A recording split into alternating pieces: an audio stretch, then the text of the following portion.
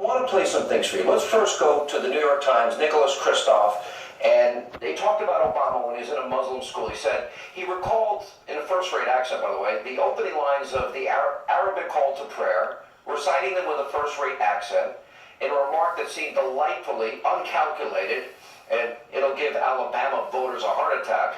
But Mr. Obama described the call to Muslim prayer as one of the prettiest sounds on earth at sunset.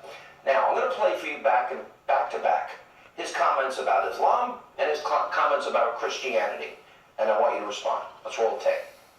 The United States is not and will never be at war with Islam. And I'm also proud to carry with me the goodwill of the American people and a greeting of peace from Muslim communities in my country. Assalamu alaikum. Islam is not part of the problem in combating violent extremism. It is an important part of promoting peace. Our enemies respect no religious freedom. Al-Qaeda's cause is not Islam.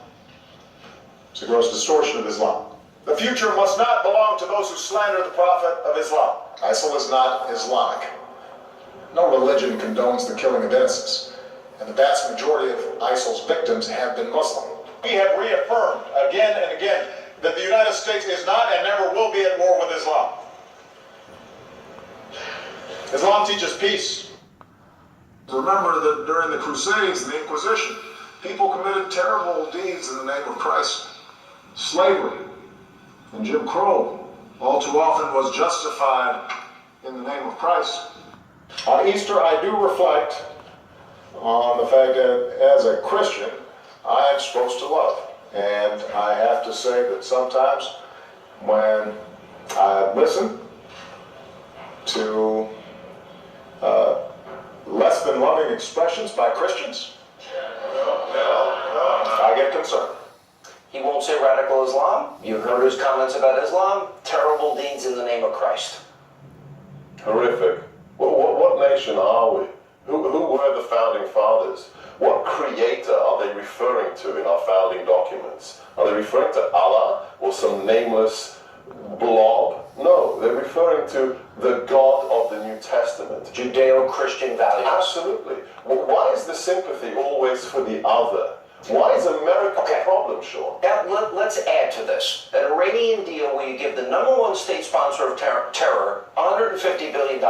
Let's add to that American bloodshed for Ramadi and Mosul and Fallujah and Tikrit.